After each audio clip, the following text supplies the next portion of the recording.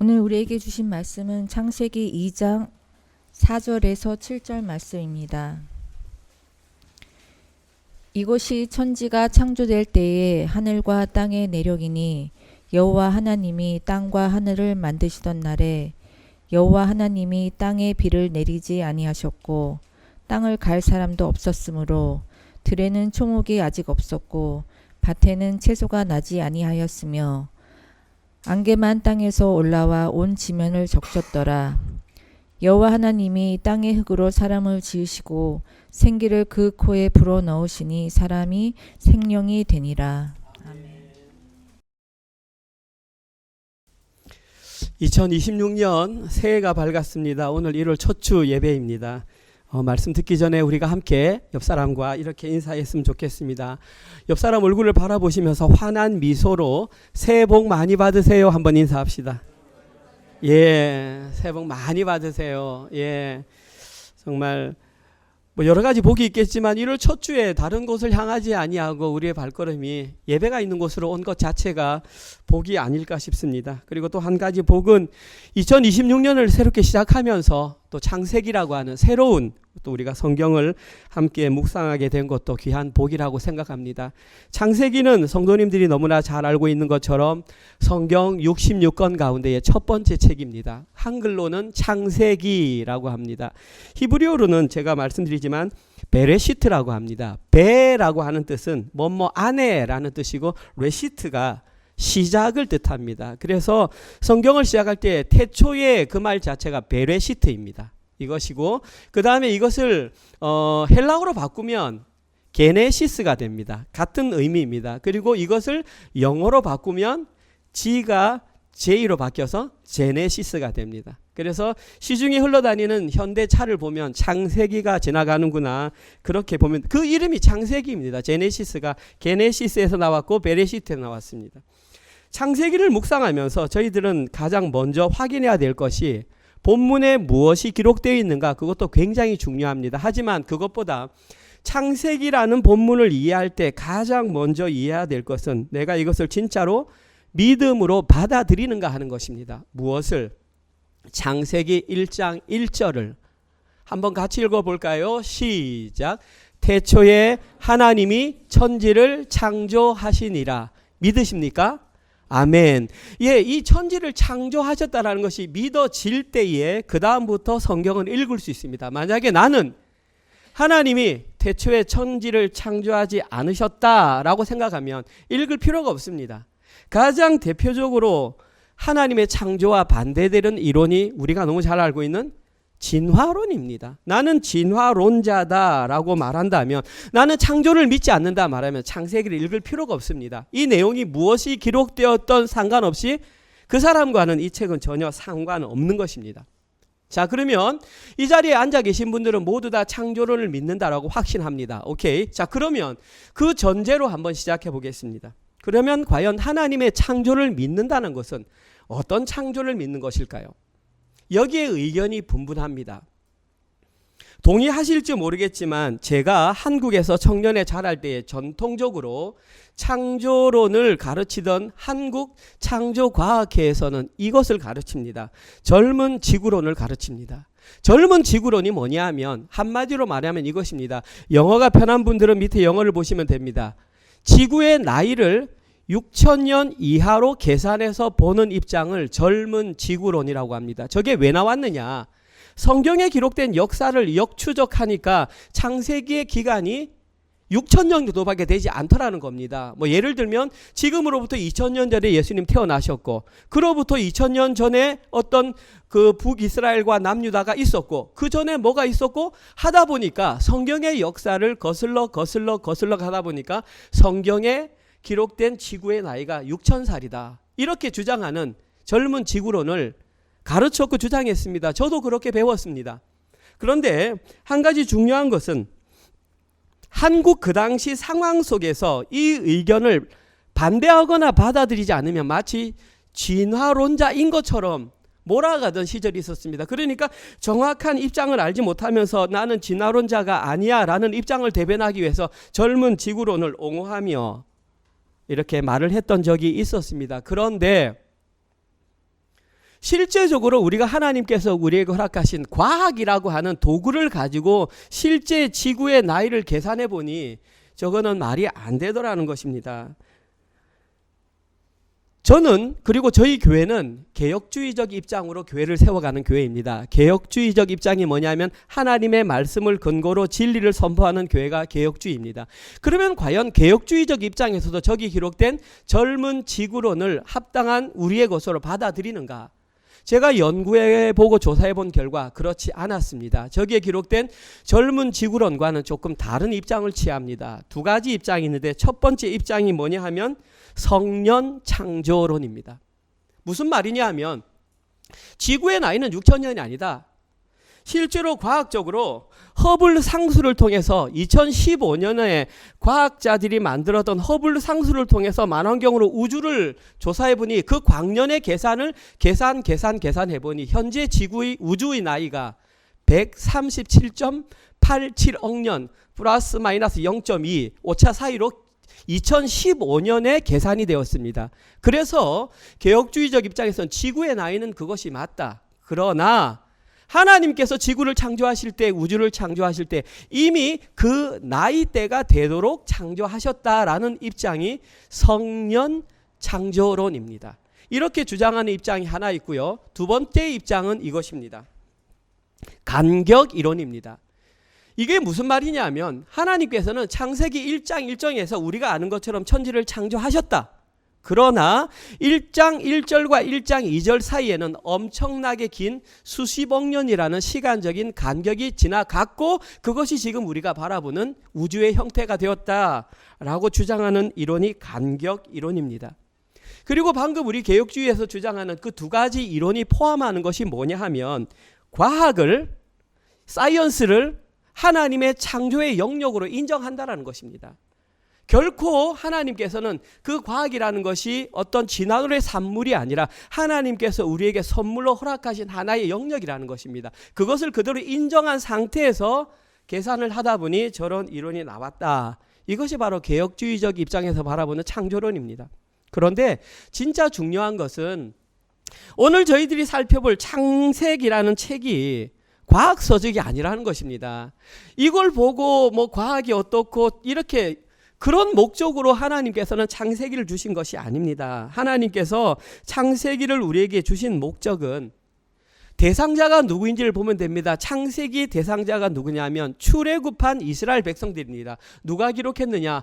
모세가 기록했습니다. 모세가 창출, 레민, 신, 모세오경을 기록하면서 너희들이 출애굽한 백성인데 너희들이 정체성이 무엇이며 어떠한 경로를 통해서 구원을 받아야 하는지 구원의 지침서로서 제공한 것이 창세기지, 창세기 한 장 한 장 가지고 인류가 언제 태어났고 지구의 역사는 얼마고 그것을 연구하는 목적으로 준 것이 아니라는 것입니다. 따라서 우리는 창세기를 읽을 때에 그 목적에 맞는 구원의 지침서로서 읽어야 합니다.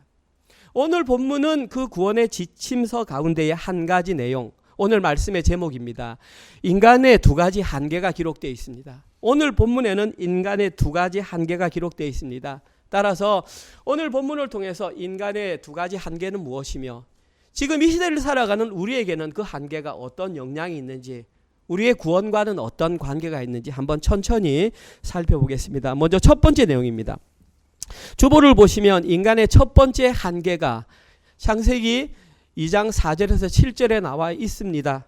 오늘 읽었으니까 제가 이 읽는 부분은 잠깐 생략하고 바로 본문으로 들어가겠습니다. 먼저 4절을 보십시오. 이 첫 번째 부분에서 우리가 가장 먼저 살펴보아야 할 단어는 이것이 천지가 창조될 때에 하늘과 땅의 내력이니, 이 내력이라는 단어가 가장 중요합니다. 혹시 앞으로 여러분들이 2026년에 결정을 하고 내가 성경 일독을 해야 되겠어 결단을 먹었을 때에 창세기부터 읽으십니다. 창세기부터 읽을 때에 가장 유념해야 될 단어가 저기 내력이라는 단어입니다. 이 내력이라는 단어의 히브리가 뭐냐면 톨레도트라고 합니다. 톨레도트라고 합니다. 톨레도트라는 뜻이 뭐냐 하면 출생 이렇게 해석이 되고요. 후손 혹은 결과, 역사 이렇게 해석이 되는데 실제로 창세기에서 기록됐을 때는 계보 아니면 누구의 족보 이렇게 기록되어 있습니다. 따라서 창세기를 읽을 때 가장 유념하는 것은 이 내력이 무엇인가를 보면 창세기는 쉽게 이해가 됩니다. 참고로 말씀드리면 이 톨레도트라고 하는 단어는 나타라고 하는 단어에서 유래되었습니다. 누가 누구를 낳고 할 때, 그러니까 창세기는 결국 누가 누구를 낳아서 어떤 결과가 이루어졌는지 기록된 책입니다. 10개의 톨레도트가 있습니다. 오늘 본문에 기록된 톨레도트가 첫 번째 톨레도트. 이것은 하늘과 땅의 내력입니다. 두 번째 톨레도트는 5장 1절에 나와 있습니다. 제가 읽어보겠습니다. 이것은 아담의 계보를 적은 책이니라. 저 부분에서 톨레도트란 단어는 무엇일까요? 계보입니다.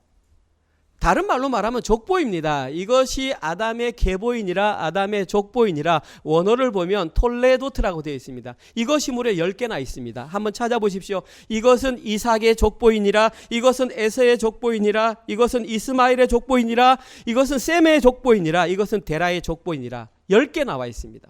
창세기를 읽을 때는 이것이 누구의 족보인가를 딱 읽으면 창세기를 다 읽을 수 있습니다. 굉장히 창세기를 읽는 데 도움이 됩니다. 오늘 본문에는 첫 번째 해당하는 족보, 하늘과 땅의 족보입니다. 자, 그러면 하늘과 땅의 계보에서 가장 중요한 것은 무엇일까요? 하늘일까요? 땅일까요? 아닙니다. 하늘과 땅의 계보에서 가장 중요한 것은 사람입니다. 오늘 본문에서 가장 첫 번째 내용에서 가장 중심이 되는 내용은 7절에 나와 있습니다. 오늘 보면 7절에 보면 여호와 하나님이 땅의 흙으로 사람을 지으시고 생기를 그 코에 불어넣으시니 사람이 생명이 되니라. 저희들이 너무 잘 아는 내용입니다. 여기서 가장 핵심적으로 살펴볼 것은 사람의 재료입니다. 사람은 무엇으로 만들어졌다고 했습니까? 땅의 흙으로 만들었습니다. 다시 한번 말씀드립니다. 사람은 무엇으로 만들어졌습니까? 땅의 흙으로 만들어졌습니다. 여기에 기록된 땅의 흙을 원어 그대로 직역하면 그 땅으로부터 그 티끌의 이 뜻입니다. 다시 말해서 저기 기록된 흙이라고 하는 단어가 뭐냐면 티끌, 먼지, 재, 사람이 죽으면 재로 빠지 않습니까? 흩날리는 그 재, 그것으로 만들어졌다. 히브리어는 아파르입니다. 오늘 첫 번째 본문에서 우리에게 말해주는 그것입니다. 하나님께서 인간을 만들 때 무엇으로 만들었느냐? 하늘에 흩날리는 재와 같은 마른 흙, 먼지로 사람을 만들었다는 것입니다. 무엇을 말합니까? 사람은 아주 무가치한 재료로 만들었다는 것입니다. 인간 스스로 생각할 때에 인간 존엄, 인간 존중을 주장하면서 아주 위대한 사람처럼 자기를 포장하지만 창조될 때 인간의 모습은 흙, 사실은 흙도 귀한 말이고 먼지, 재와 같은 것으로 만들어졌다는 것입니다. 거기에 생기가 불어가니까, 생기는 하나님의 호흡입니다. 하나님의 기운이 들어가니까 생명이 되었다 말했습니다. 자, 그러니까 저기에 또 생명이 기록되니까 사람이 마치 좀 대단한 존재처럼 생각하는데 그렇지 않습니다. 이 생명은 사람에게만 사용되지 않았습니다. 제가 말씀은 안 드렸지만 1장 20절, 21절, 24절 짐승을 만들었을 때에도 저 단어를 썼습니다. 대신 그때는 생명이 아니라 생물이라고 했습니다. 그때는 생물이라고 했었습니다. 저기 있네요. 아담이 각 생물을 부르는 것이 그 생물이 바로 여기 나와 있는 생명과 똑같은 단어입니다. 따라서 사람이라고 해서 짐승과 다르지 않는 어떤 특별한 무엇으로 만든 게 아닙니다. 다만 사람이 하나님에 의해서 특별한 존재처럼 여겨지게 된 것입니다. 그리고 그에게는 특별한 재능을 실제로 주셨습니다. 그 재능이 뭐냐 하면 19절 20절에 나와 있습니다. 제가 읽어보겠습니다. 여호와 하나님이 흙으로 각종 들짐승과 각 공중의 각종 새를 지으시고 아담이 무엇이라고 부르나 보시려고 그것들을 그에게로 이끌어 가시니 아담이 각 생물을 부르는 것이 곧 그 이름이 되었더라. 아담이 모든 가축과 공중의 새와 들의 모든 짐승에게 이름을 주니라. 아담이 돕는 배필이 없으므로. 짐승도 마찬가지로 하나님께서는 흙으로 만들어 주셨습니다. 그런데 차이점은 아담을 불러서 그 짐승 하나하나를 지나가게 합니다. 그리고 뭐라 하게 하냐면 아담아, 네가 이 짐승들의 한번 이름을 지어보아라. 그랬더니 너무나 놀랍게도 보십시오. 한 마리가 지나갈 때마다 코가 긴 짐승이 지나갑니다. 너 코끼리. 목이 긴 짐승이 지나갑니다. 너 기린. 너는 느릿느릿 지나가는구나. 너는 거북이. 너는 콩착콩착 잘 뛰는구나. 너는 토끼.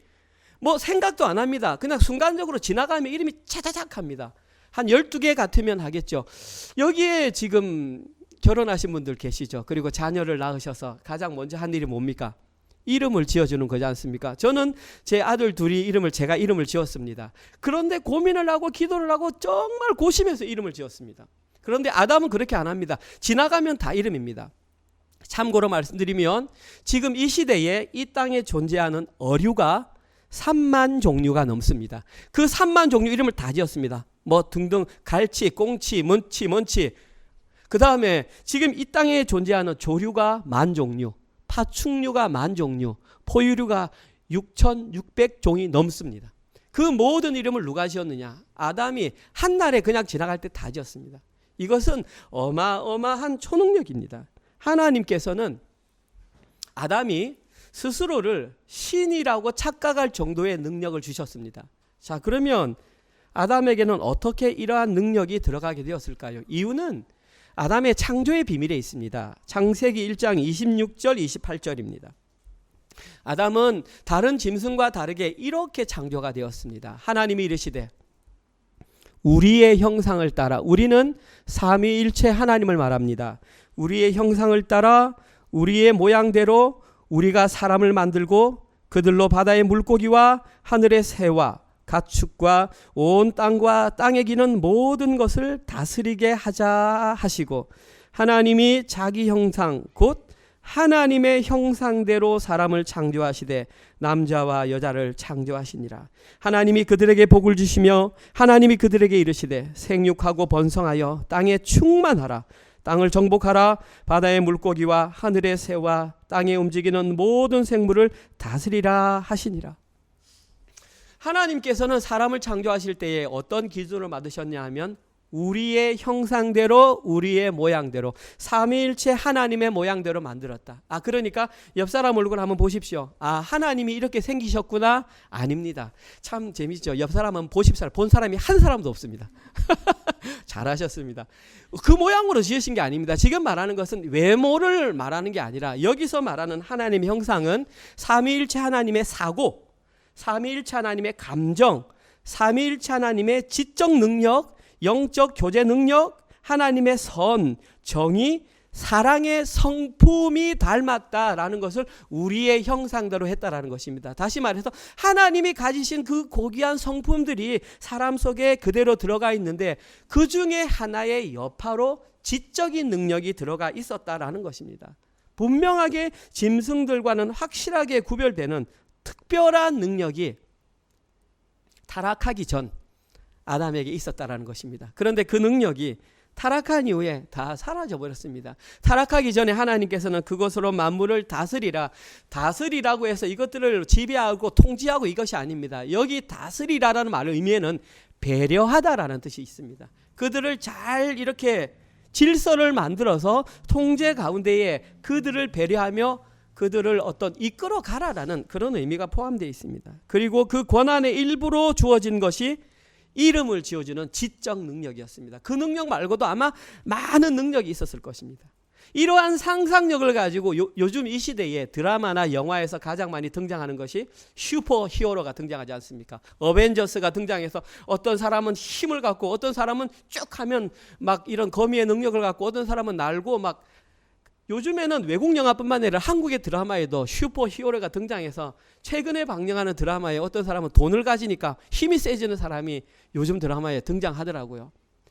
만약에 지금 이 시대에 아담이 가졌던 그러한 초능력을 갖게 된다면 어떻게 할까요? 드라마나 영화에서 나오는 것처럼 어려운 사람들을 찾아가서 돕고 그렇게 할까요? 영화나 드라마일 뿐입니다. 실제적으로 사람들에게 그런 능력이 생긴다면 타락한 인간에게 가장 먼저 생긴 본능이 뭐냐 하면 스스로 왕이 되려는 본능입니다. 스스로 왕이 되려는 본능으로 말미암아 그것을 타인을 지배하는 능력으로 활용하게 될 것입니다. 왜냐하면 그것이 타락한 인생들의 본능이기 때문입니다. 이러한 모든 내용을 잘 알고 계셨던 하나님은 사람을 만드실 때에 무엇으로 만드셨냐 하면 땅, 그것도 땅에 흩날리는 아무도 돌아보지 않는 그 먼지와 같은 재로 사람을 만드셨다는 것입니다. 왜 그랬을까요? 이것을 바라보면서 너의 처음 자리를 잊지 말라는 것입니다. 이것이 하나님께서 인간을 만드셨을 때 인간에게 허락하신 첫 번째 한계입니다.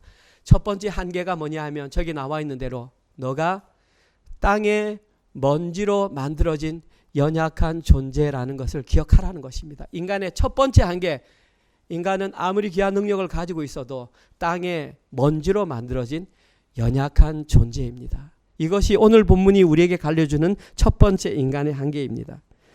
오늘 본문에 기록된 두 번째 내용은 인간이 가진 두 번째 한계입니다.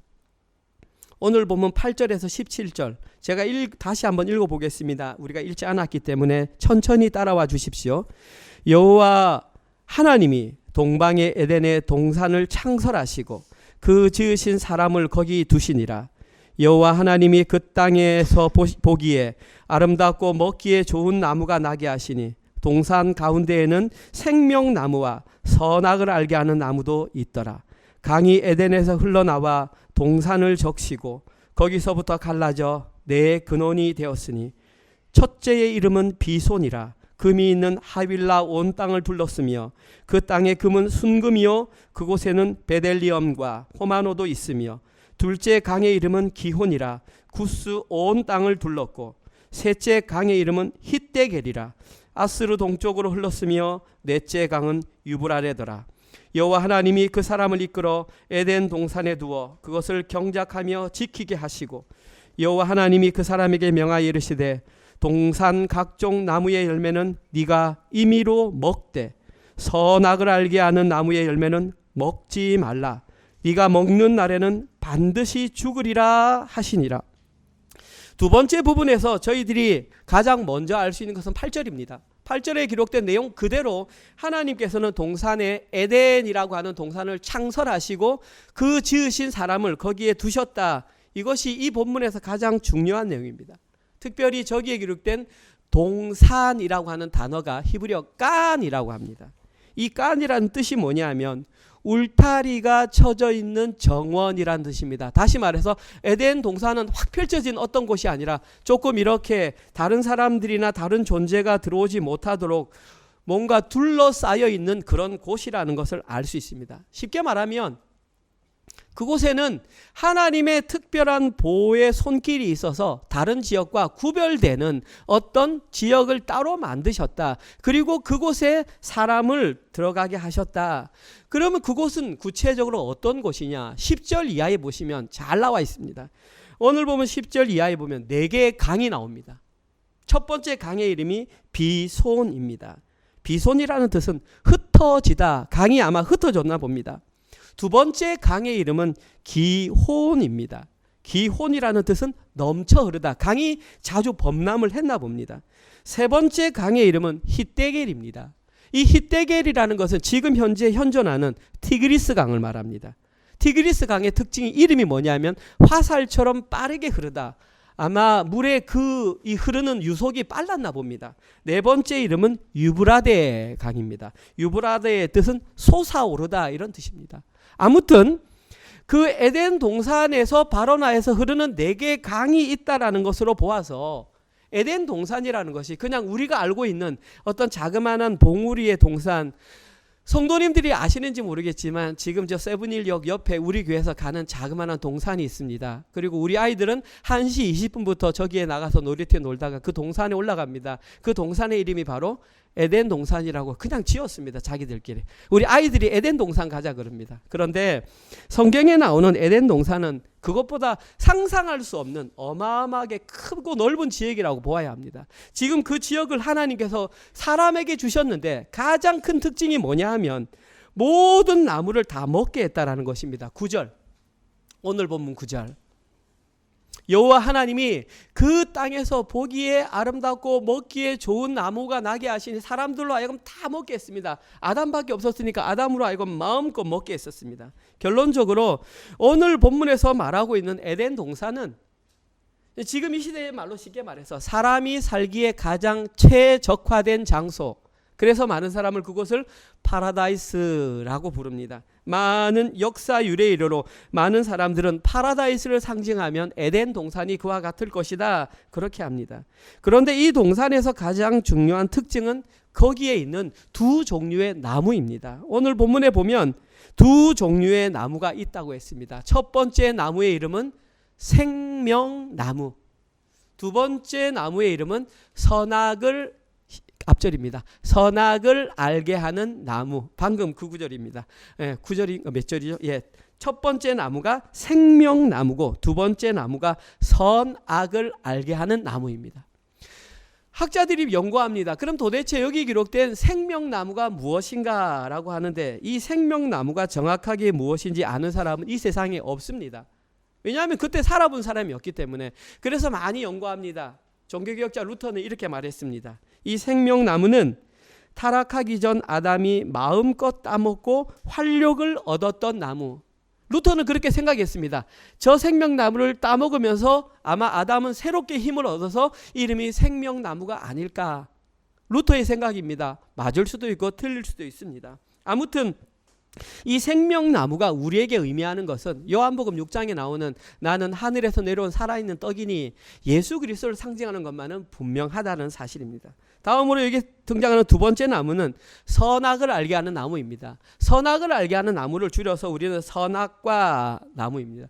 오늘 본문에서 가장 중요한 내용이 바로 이 선악과 내용이라고 말할 수 있습니다. 선악과 내용 가운데에 첫 번째로 우리에게 알려주신 말씀은 하나님께서는 선악과를 먹지 말라라고 명령하셨다는 것입니다. 그리고 그 결과는 반드시 죽게 될 것이다. 저기 나와 있습니다. 선악을 알게 하는 나무의 열매는 먹지 말라. 내가 먹는 날에는 반드시 죽으리라 하시니라. 하나님께서는 선악과를 동산 중앙에 딱 주시고 아담에게 말했습니다. 네가 다른 건 다 먹어도 된다. 그런데 이것만은 먹지 마라. 먹으면 너는 반드시 죽는다. 이 내용을 통해서 수세기 동안 사람들이 고민하며 힘들어했습니다. 하나님께서는 왜 선악과를 동산 중앙에 딱 놔둬가지고 아담으로 하여금 먹게 해가지고 우리가 인류가 타락해서 노동을 하게 하고 여자는 출산하게 하는 고통을 낳게 했을까라고 원망하는 도구로 저 구문을 사용합니다. 과연 그러할까요? 하나님께서는 왜 먹으면 죽는 그 나무를 동산 중앙에 두셨을까요? 저 보이지 않는 곳에서 가장자리에 두어서 아담이 혹시라도 먹지 않도록 해야 되는 거 아닌가요? 하나님께서는 의도적으로 아담으로 하여금 저걸 먹게 하여서 아담을 시험 들게 하셨을까요? 그렇지 않습니다.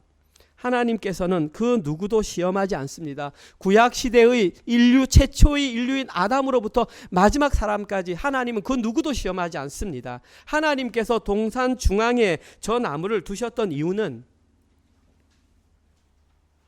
이 나무를 바라보면서 아담이 자신이 누구인지를 스스로 밝히기 위함이었습니다. 하나님께서 선악과를 동산 중앙에 두신 이유는 자기의 정체성을 확인하기 위한 도구로 두셨다라는 것입니다. 쉽게 말해서 아담은 동산 중앙에 있는 이 나무를 볼 때마다 자기를 나는 피조물이구나 를 기억했습니다. 왜 그랬을까요? 아담이 하나님의 형상을 닮음으로 말미암아 슈퍼히어로와 같은 놀라운 지적 지식과 놀라운 능력이 있으니까 자신도 모르게 자신이 자꾸 신이라고 착각하는 것입니다. 왜 나에게 이런 능력이 있지? 왜 동물들이 나를 따르지? 그때 하나님께서 너 착각하지 마. 너 피조물이야. 그 유일하게 그가 피조물인 걸 밝힐 수 있는 것이 바로 선악을 알게 하는 선악과 나무였다는 것입니다. 실제로 저는 그렇게 생각합니다. 아담이 에덴 동산을 거닐다가 이 과일 먹고 저 과일 먹고 하다가 동산 중앙을 건너갔을 때 선악과를 보면서 나 피조물이지. 큰일 날 뻔했네.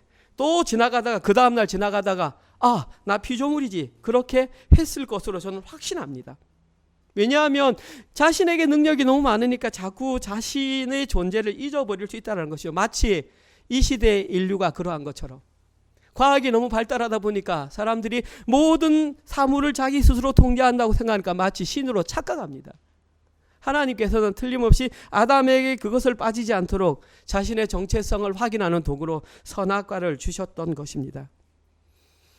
만약에 아담만 살았다면 문제는 없을 것입니다. 진짜 문제는 아담 이후에 태어난 하나님으로부터 이 경고를 직접 듣지 못했던 아담의 돕는 배필 하와에게서 문제가 발생합니다. 오늘 읽진 않았지만 오늘 본문 21절 이하에 보면 하와가 어떠한 방법으로 탄생되는지가 정확하게 나와 있습니다. 하나님은 아담을 잠들게 하시고 잠들게 했다는 것은 죽음을 매라파하는 것입니다. 성경적으로 영적으로 말하면 예수 그리스도의 십자가 죽음을 예표합니다. 죽게 하시고 그 갈빗대를 취하여 그 뼈 중에 갈빗뼈 하나로 하와를 만드셨다라는 것은 하나님께서 교회를 창조하신 것을 메라포한다고 볼 수 있습니다. 다시 말해서 아담과 하와의 이야기는 인류 창조의 이해를 떠나서 예수 그리스도와 교회를 관계를 얘기합니다. 제 얘기가 아니고 사도 바울이 에베소 5장에서 명확하게 말합니다. 신랑과 신부의 결혼에서 말한다. 그러나 이것은 뒷부분에 교회에 관한 비밀이다 말합니다. 그 말은 바울은 명확하게 알고 있었다라는 것입니다. 아담과 하와의 창조 원리가 무엇을 의미하는지. 그러나 오늘은 그것을 말하는 시간이 아닙니다. 아무튼 누구에 의해서 선악과를 먹게 되었느냐. 직접 듣지 못한 하와가 그것을 먹게 됩니다. 내일 본문이지만 오늘 읽어봅니다. 창세기 3장 1절에서 7절. 이렇게 먹습니다. 여러분 다 아시는 내용이지만 제가 확인하는 차원에서 다시 읽습니다. 그런데 뱀은 여호와 하나님이 지으신 들짐승에 가장 강교하니라. 뱀이 여자에게 물어 이르되 하나님이 참으로 너희에게 동산 모든 나무의 열매를 먹지 말라 하시더냐. 여자가 뱀에게 말하되 동산 나무의 열매를 우리가 먹을 수 있으나 동산 중앙에 있는 나무의 열매는 하나님의 말씀에 너희는 먹지도 말고 만지지도 말고, 지금 틀리고 있습니다. 너희가 죽을까 하노라. 이것도 다릅니다. 하셨느니라. 너희가 그것을 먹는 날에는 눈이 밝아져 하나님과 같이 되어, 사탄이 미혹하는 내용입니다. 선악을 알 줄 하나님이 아심이니라. 여자가 그 나무를 본즉 먹음직도 하고 보암직도 하고 지혜롭게 할 만큼 탐스럽기도 한지라. 이 당시에 아담은 이미 지혜로웠고 모든 것을 할 수 있는 지혜가 있었습니다. 그러함에도 불구하고 하와에게 그러한 탐심이 들어갔습니다. 여자가 그 열매를 따먹고 자기와 함께 있는 남편에게도 주매 그것도 먹은지라. 이에 그들의 눈이 밝아져 그들이 선악과를 먹은 결과는 자신들이 벗은 줄 알고 무화과 나무 잎을 엮어 치마로 삼았더라. 한번 보십시오. 간교한 뱀, 우리는 이 시대에 그것을 마귀 사탄이라고 합니다.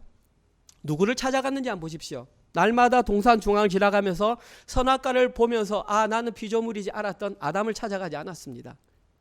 그 말을 듣지 않았던, 간접적으로 들었던 하와를 찾아갔습니다. 이 원리는 지금 이 시대도 동일합니다. 우리가 신앙생활 하다가 시험에 드는 이유 중에 하나가 뭐냐 하면 자기 정체성을 혼란케 하는 것입니다.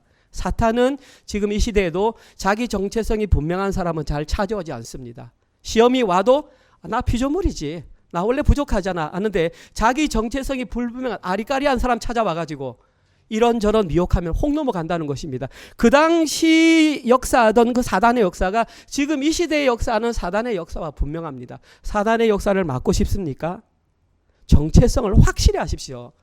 나는 피조물이다. 그 한마디 하면 사단 시험 안 합니다. 시험거리가 없는데, 나는 더 보고 싶은 게 없는데 더 보고 싶으니까 미혹이 된다라는 것입니다. 오히려 사단은 아담의 갈빗대로 만들어진 돕는 배필 하와를 찾아와서 얘기합니다. 그리고 그의 말은 거짓입니다. 아주 교묘하게 비틀어서 질문을 합니다. 1절에 있는 내용이죠. 하나님이 참으로 너희에게 동산 모든 나무의 열매를 먹지 말라고 하시더냐. 모든 나무 먹지 말라더냐. 아니지 않습니까? 다 먹어도 되는데 한 가지만 먹지 말라고 했습니다. 아담에 비해서 자기 정체성이 월등히 부족했던 하와는 이러한 사탄의 질문에 대충 대답을 합니다. 대충 들었기 때문이죠. 죽을까 하노라 이런 말은 없습니다. 하나님께서는 반드시 죽으리라. 히브리어 모트 타무트입니다. 모트가 죽음입니다. 한번 죽음, 타무트 완전히 죽는다. 한글로는 반드시 죽으리라지만 히브리어는 반드시란 단어가 없습니다. 같은 단어를 두 번 쓰면 그것이 강조입니다. 죽음이라는 뜻입니다. 모트 타무트가 죽음 그리고 죽음이라는 뜻입니다. 반드시 죽으리라. 만약에 하와가 이 내용을 정확하게 알고 있었다면 사탄에게 넘어가지 않았겠죠. 결국 무슨 말입니까? 선악과가 아담을 죽이는 도구가 아니라 아담을 살리는 도구였다라는 것입니다. 선악과를 온전히 보고 그 의미를 아는 사람은 시험에 넘어가지 않는단 말입니다. 근데 선악과의 존재를 분명히 모르니까 아리까리하니까 넘어가죠. 구약시대 이스라엘 백성들에게 하나님께서 선악과를 주셨습니다. 그것이 무엇일까요? 율법입니다. 하나님께 율법을 주면서 너희는 율법을 보면 너희들이 피조물인 걸 알아야 돼. 율법 잘 지켜가지고 구원받는 것이 아닙니다. 구원은 예수 그리스도의 은혜로만 구원받습니다. 아담도 은혜로만 구원받습니다. 구약시대 사람들도 은혜로만 구원받습니다. 이 시대의 사람들도 은혜로만 구원받습니다. 그 사람들이 율법 조금 잘 지킨다고 구원받는 게 아닙니다. 율법을 통해서 너 피조물임을 알아. 그걸 알면 이스라엘은 끝이 난 것입니다. 질문 드릴까요? 이 시대에 선악과가 있을까요? 없을까요? 저는 있다고 봅니다.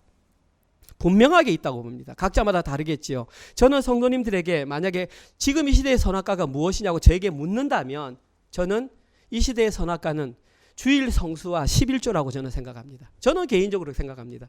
주일 성수 안 하고 11조 안 한다고 지옥 가는 거 아닙니다. 그것을 바라보면서 너의 존재가 무엇인 줄 알아. 시간의 주인이 너가 아니야. 너는 시간의 주인이 하나님을 알아야 돼. 11조를 보면서 물질의 주인이 누군 줄 알아야 돼. 저는 그것이 선악과라고 봅니다. 그러면서 자기가 피조물임을 깨닫도록 하나님께서 우리에게 허락하셨습니다. 따라서 선악과는 우리에게 의무가 아니라 우리를 살리는 도구요 방편이라고 명확하게 말합니다. 하와가 이걸 알았다면 안 먹었을 것입니다. 사탄의 결정적인 공격이 그것입니다. 너희의 눈이 밝아져 하나님과 같이 될 것이다. 하나님과 같이 된다는 것이 뭐냐 하면 정체성을 잃어버리게 된다는 것입니다. 하나님과 같이 되는 게 뭔데요? 창조주가 된다는 거잖아요. 창조주 되고 싶은 마음이 있으니까 먹었잖아요. 정체성이 분명한 사람, 나 피조물이야 하는 사람은 안 먹습니다. 창조주가 되고 싶은 사람이 먹는 거죠. 그 결과 아담도 먹고 하와도 먹고 무너지고 말았습니다. 여기에서 저희들은 인간이 가진 두 번째 한계를 명확하게 인식할 수 있습니다. 인간이 가진 두 번째 한계는 선악과를 먹을 수 없는 피조물입니다. 첫 번째 한계, 인간은 흙의 먼지로 만들어진 연약한 피조물이고, 두 번째 인간의 한계는 선악과를 먹을 수 없는 존재입니다. 이것을 명확하게 알고 있으면 하나님을 떠날 일이 없다라는 사실입니다. 좀 전에 말씀드렸지만 이것을 명확하게 아는 것이 우리가 2026년을 시작하면서 새롭게 우리가 세워야 할 목표입니다.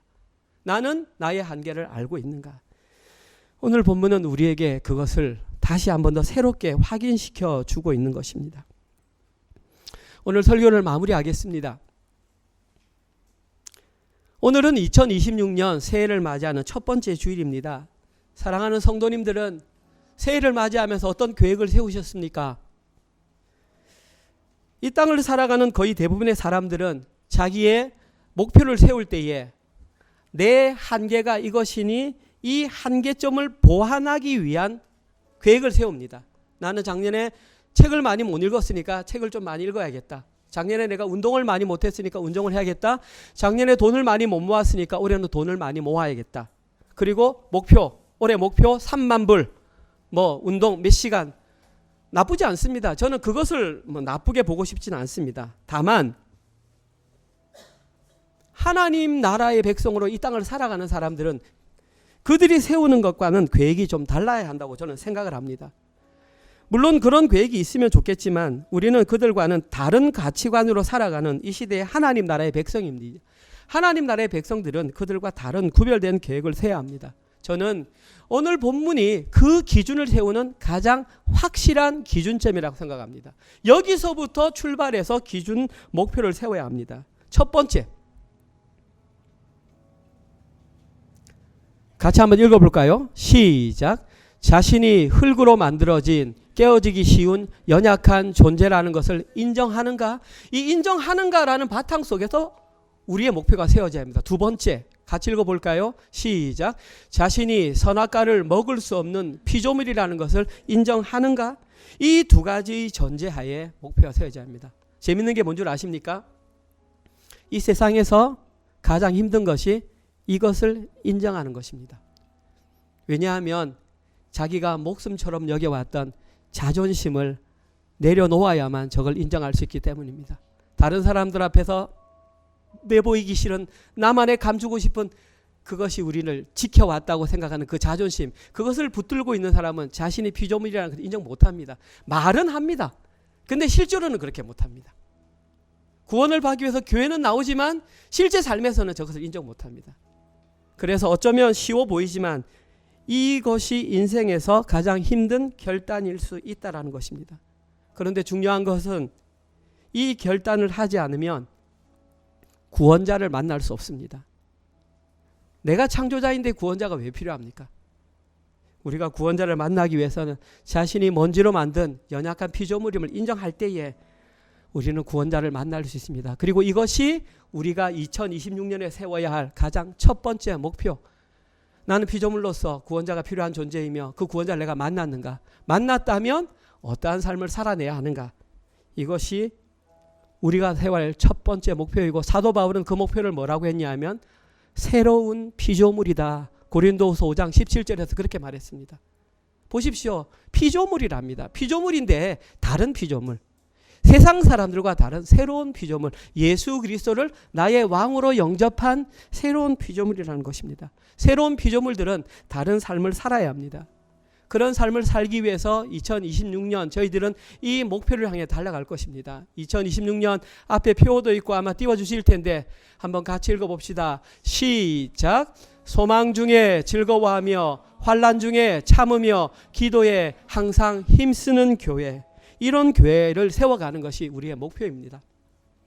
아멘. 혼자 가면 외롭습니다. 저 혼자서 막 소리치고 우리 갑시다 해봐야 저 외롭다가 저도 사람이기 때문에 지칠 수 있습니다. 같이 가면 힘이 덜 듭니다. 그리고 외롭지 않기 때문에 함께 갈 수 있습니다. 사랑하는 우리 은혜로 장로교회 성도 여러분, 2026년 저와 함께 이 목표를 향해서 달려가지 않겠습니까? 아멘.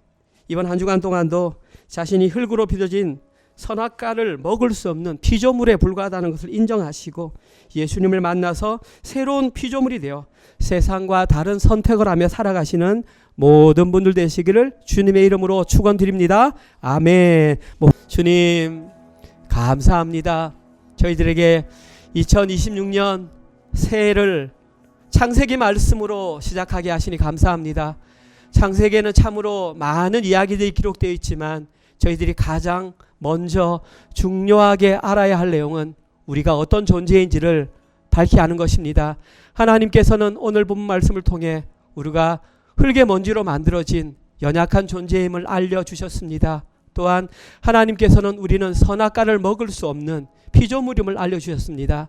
하나님, 우리의 정체성을 분명히 확인하게 하시고 우리에게 주어진 2026년 새해를 이 정체성을 가지고 담대하게 살아가게 하여 주시옵소서. 저희들은 연약합니다. 그 길을 걸어갈 수 없습니다. 그래서 우리에게는 우리의 왕 대신, 우리의 보호자 대신, 우리의 피난처 대신 예수 그리스도가 필요합니다. 주님 손잡고 그 길을 걸어가게 하여 주시옵소서. 그 길이 비록 예수님께서 걸어가신 고난의 길, 십자가의 길, 아픔의 길이라 할지라도 담대히 기쁨으로 걸어가는 저희들 되게 하시고, 그리하여서 소망 중에 즐거워하며 환난 중에 참으며 기도에 항상 힘쓰므로 말미암아 이곳 시드니 서부 지역에도 주님의 말씀대로 살아가는 그런 작은 교회가 있다는 것을 온 세상이 알 수 있도록 우리 교회를 사용하여 주시옵소서. 하나님, 물질을 허락하셨습니다. 물질의 주인이 아님을 인정하는 마음으로 하나님께 10의 1조와 주정헌금과 감사헌금과 여러 가지 각종 헌금으로 하나님께 올려드렸습니다. 하나님, 올 한 해에는 이 물질이 참으로 하나님의 영광을 위해 우리보다 어려운 자들에게 잘 흘러갈 수 있도록 이 물질을 사용하여 주시옵소서.